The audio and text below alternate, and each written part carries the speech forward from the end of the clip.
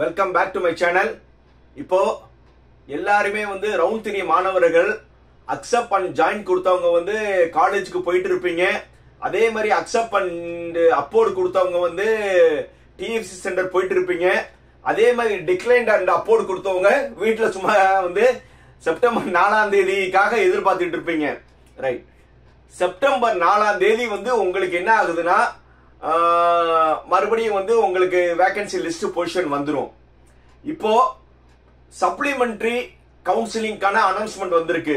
இப்போ நிறைய students and parents phone பண்ணி, சார் சப்ளிமெண்டரி கவுன்சிலிங் வந்திருக்கு சார், சப்ளிமெண்டரி கவுன்சிலிங்ல வந்து நான் காலேஜ் மாறணும் சார், என்ன சார் ப்ரொசீஜர், சப்ளிமெண்டரி கவுன்சிலிங்ல வந்து எந்தெந்த காலேஜ்ல சீட் இருக்குன்னு சார் உங்களால சொல்ல முடியுமா? இப்படி வந்து நிறைய பேரண்ட்ஸ் அண்ட் ஸ்டூடெண்ட்ஸ் வந்து இந்த 2 நாளா வந்து அவங்களுடைய ஈகரிட்டி வந்து ஒரு புதுசா வந்து சப்ளிமெண்டரி கவுன்சிலிங் சொல்லி நோக்கி இருக்கு. முதல்ல வந்து சப்ளிமெண்டரி கவுன்சிலிங்னா என்னன்னு ரொம்ப கிளியரா எக்ஸ்பிளைன் பண்ணிடுறேன். இப்ப செப்டம்பர் 4ஆம் தேதி வந்து எண்ட் ஆஃப் தி ரவுண்ட் 3க்கான வேகன்சி லிஸ்ட் வரும். அந்த வேகன்சி லிஸ்ட் வந்த பிறகு மிச்சம் சொச்சம், என்னது மிச்சம் சொச்சம் எல்லாருமே எடுத்த பிறகு ஒவ்வொரு காலேஜ்லயும் இங்கே ஒண்ணு, ஒவ்வொரு கம்யூனிட்டில 1-2 சீட்ஸ் வேகன்ட் இருக்கும்ல, அந்த சீட்டு எல்லாமே வந்து மறுபடியும் வந்து கவுன்சிலிங் பண்ணி அந்த சீட்டை வந்து நீங்க எடுத்துறதுக்கான ஒரு முயற்சி. சார் முதல்ல இந்த சப்ளிமெண்டரி கவுன்சிலிங் எப்படி வந்துச்சு முதல்ல தெரிஞ்சுக்கோங்க. முதல்ல வந்து +2ல ஃபெயில் ஆனவங்க பசங்க வந்து அவங்க ஒரு சப்ளிமெண்டரின்னு ஒரு எக்ஸாம் எழுதுவாங்க. அந்த சப்ளிமெண்டரி எக்ஸாம் எழுதி அவங்க ரிசல்ட் வந்த பிறகு அதுக்கு முன்னாடியே என்ன ஆயிரும்னா எல்லா கவுன்சிலிங்லாம் முடிஞ்சிடும், முந்தி இன்ஜினியரிங் கவுன்சிலிங்லாம் முடிஞ்சிடும். அப்போ வந்து இந்த சப்ளிமெண்டரியில +2ல ஃபெயில் ஆகி பாஸ் பண்ண பசங்க ஒரு இயர் வேஸ்ட் ஆயிடக்கூடாதுக்காக வந்து டிஎன்இஏ என்ன செஞ்சாங்கன்னா சப்ளிமெண்டரி எக்ஸாம் எழுதிட்டு வந்த பசங்களுக்காக ஒரு சப்ளிமெண்டரின்னு சொல்லி ஒரு எக்ஸாம் வந்து கவுன்சிலிங் வந்து முந்தைய கண்டக்ட் பண்ணாங்க. அதுதான் வந்து என்னது சப்ளிமெண்டரி கவுன்சிலிங். இப்போ வந்து சப்ளிமெண்டரி கவுன்சிலிங் வந்து ரொம்ப வந்து என்ன ஆயிடுச்சு, ஒரு பெரிய பேச்சு பொருளாகி வந்து ஒரு 2 நாளா வந்து சப்ளிமெண்டரி கவுன்சிலிங் சொல்லி பேசிட்டு இருக்கீங்க. சப்ளிமெண்டரி கவுன்சிலிங்னா ரவுண்ட் 3 முடிஞ்ச பிறகு மிச்சம் இருக்கிற சீட்ல இருந்து நீங்க எடுத்துக்கலாம். சார் அப்படின்னா வந்து நீங்க தானே சார் போன வீடியோல சப்ளிமெண்டரி கவுன்சிலிங் ஒன்னு இருக்கு பதிங்கன்னு எல்லாருமே சொன்னீங்கன்னா, ஆமா நான் தான் சொன்னேன் சப்ளிமெண்டரி கவுன்சிலிங் பதிங்கன்னு சொன்னேன். ஏன்னா ஒரு பெரிய அமௌண்ட் கிடையாது. நார்மல் ஜெனரல் கேட்டகரிக்கு ஒரு 500 ரூபாயும் எஸ்சி எஸ்டி எஸ்சிஏக்கு 250 ரூபாயும் கொடுத்து நீங்க பதிஞ்சு வச்சுக்கோங்க தான் சொன்னேன். நீங்க பதிஞ்சு கவுன்சிலிங் போகன்னு சொல்லல. அது ஏன் சொன்னா லாஸ்ட் நாள் வந்து செப்டம்பர் 4 வேகன்சி லிஸ்ட் வரும். அந்த வேகன்சி லிஸ்ட்ல வந்து ஓரளவு வந்து கோர்ல வந்து உங்களுக்கு கிடைக்க வாய்ப்பு இருக்கு. ஒரு மிடில் லெவல் காலேஜ்ல இருந்து வந்து உங்க கோர்ல வந்து உங்களுக்கு என்னது சீட்ஸ் இருக்கும். என்னென்ன கோர்னா வந்து mechanical, electrical, even civil, biomedical, biotechnology, automobile, production, food technology, இந்த மாதிரி வந்து பிரான்சஸ் எல்லாம் வந்து உங்களுக்கு என்ன இருக்கும்னா ஓரளவு சீட் கிடைக்க வாய்ப்பு இருக்கு. இது மெயினா வந்து யார் யாரு அப்ளை பண்ணலாம்னா சப்ளிமெண்டரி அதை +2 ஃபெயில் ஆகி பாஸ் பண்ணவங்க அப்ளை பண்ணுங்கலாம். அதே மாதிரி வந்து இதுவரை கவுன்சிலிங்கே பதியாதவங்க அப்ளை பண்ணலாம். நீட்டை எதிர்பார்த்து நீட்ல வந்து நம்ம மெடிக்கல்ல வந்து நல்ல காலேஜ் கிடைக்கல, ஆனா வந்து நான் வந்து எக்கனாமிக்கலா வீக்கா இருக்கேன்னா கவர்மெண்டோட சலுகையோட வரணும்னு நினைக்கிறவங்க பதியலாம். அதே மாதிரி வந்து தெரியாம வந்து வேற வேற பேர்ல வந்து ஒரு பெரிய காலேஜ் எடுக்கணும்னு நினைச்சுக்கிட்டு அதே லெட்டர்ல பேர் இருக்கிற காலேஜ் இருக்கிறவங்க அப்ளை பண்ணலாம்.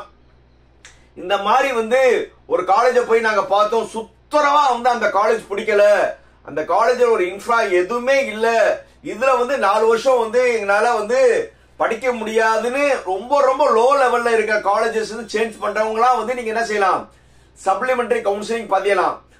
சப்ளிமெண்டரி கவுன்சிலிங் வந்து மெயினா இன்னொரு யாருக்கு ரொம்ப யூஸ்ஃபுல்லா இருக்கும்னா 7.5 ஸ்டூடெண்ட்ஸ்க்கு கொஞ்சம் யூஸ்ஃபுல்லா இருக்கும். ஏன்னா 7.5 ஸ்டூடெண்ட்ஸ் வந்து நிறைய பேர் வந்து 7.5லயும் கவுன்சிலிங் போடணும், ஜென்ரல்லையும் கவுன்சிலிங் போடணும் ரவுண்ட் 3ல வந்து நம்ம சொன்னோம். ஆனா நிறைய பேர் வந்து ஜென்ரல் போடாம ஒன்லி 7.5 மட்டும் போட்டு அவங்களுக்கு நாட் அலாட்டட் வந்திருக்கு. சோ வந்து ஓரளவு வந்து அந்த மாதிரி கேண்டிடேட் வந்து நீங்க மறுபடியும் கவுன்சிலிங் பாத்தீங்க, உங்களுக்கு 7.5ல சீட்டு கிடைக்குதோ இல்லையோ ஜென்ரல்ல இருந்து ஓரளவு ஒரு மாடரேட் காலேஜஸ் சீட் கிடைக்கும், ஓரளவு அஃபோர்டபுள் ஃபீஸ் இருக்கிற காலேஜஸ் இருக்கும். ஏன்னா 7.5 ஸ்டூடெண்ட்ஸ் வந்து நீங்க மேக்ஸிமம் வந்து 7.5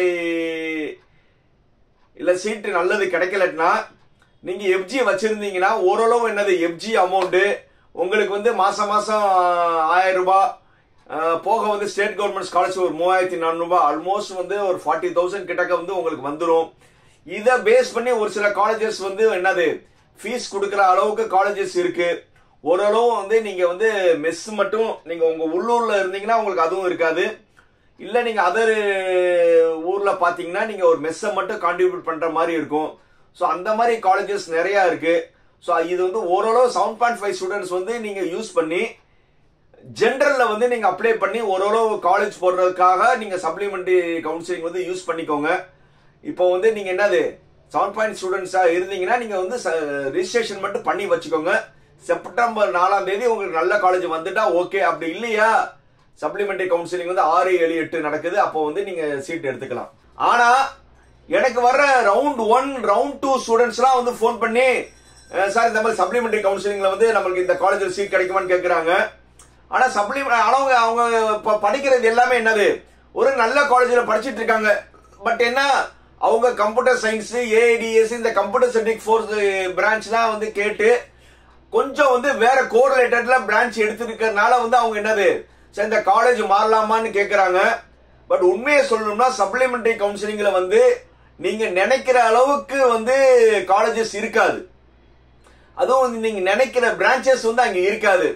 மேபி இது யார் யாருக்கு வந்து ஓரளவு காலேஜஸ் சீட் கிடைக்க வாய்ப்பு அதிகமா இருக்குன்னா எஸ்சி, எஸ்டி, எஸ்சிஏ இந்த மாதிரி கம்யூனிட்டியில் இருக்கிறவங்களுக்கு ஓரளவு என்னது ஓரளவு வந்து ஒரு மாடரேட் காலேஜஸ் வந்து உங்களுக்கு சீட்டு கிடைக்க வாய்ப்புகள் நிறைய இருக்கு.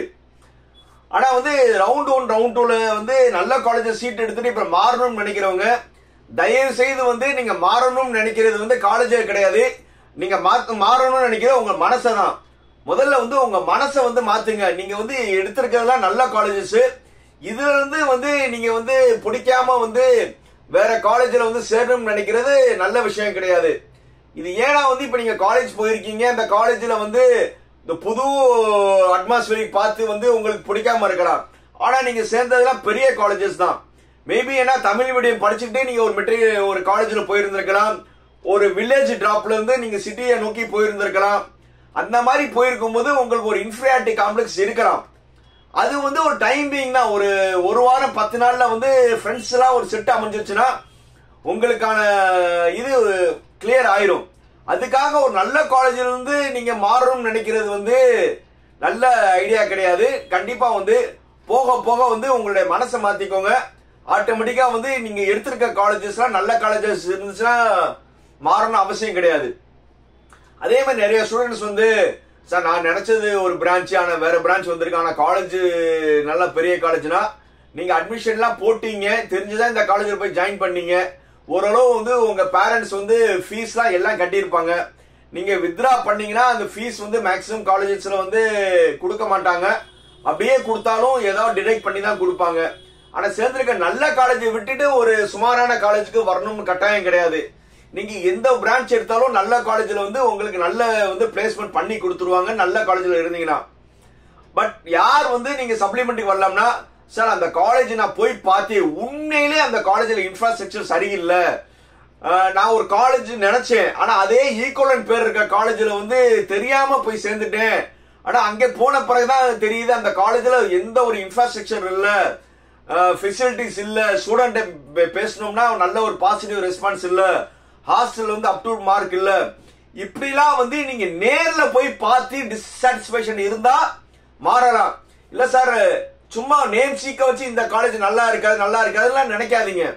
எஸ்பெஷலி இப்ப இந்த ரவுண்ட் 3 மாணவர்களுக்கு இன்னும் ஒரு 2-3 நாள் டைம் இருக்கு.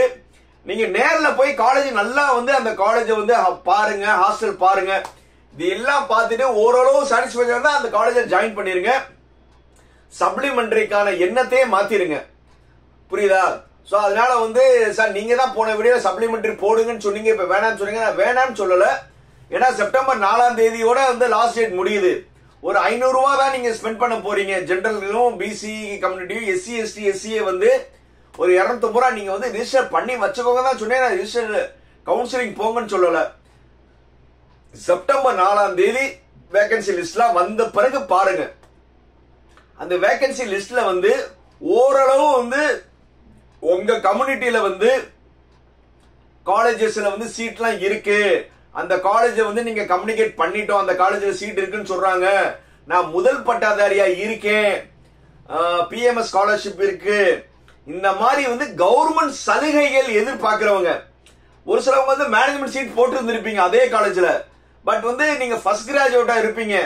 அப்படி இருக்கிறவங்க வந்து நீங்க சப்ளிமெண்டரி போடலாம். ஏன்னா நீங்க ஒரு காலேஜ்ல வந்து ஒரு மேனேஜ்மெண்ட் ஜாயின் பண்ணிட்டீங்க, பட் வந்து கவுன்சிலிங்ல இருந்து போட்டாலும் அந்த காலேஜ்ல சீட் கிடைக்கும். நல்லா தெரிஞ்சுக்கோங்க, ஒரு காலேஜ்ல நீங்க மேனேஜ்மெண்ட் சேர்ந்துட்டீங்க, ஆனா வந்து சப்ளிமெண்டரி கவுன்சிலிங் போட்டாலும் அந்த காலேஜ்ல சீட் கிடைக்கிற மாதிரி இருக்கும் நீங்க ஃபீல் பண்ணீங்கன்னா, சப்ளிமெண்டரி கவுன்சிலிங் அப்ளை பண்ணீங்கன்னா உங்களுக்கு என்னன்னா கவர்மெண்டோட பெனிஃபிஷியல் வந்து 3400 ரூபாய் ஸ்டேட் கவர்மெண்ட் ஸ்காலர்ஷிப், முதல் பட்டதாரி ஒரு 25,000 ரூபாய்.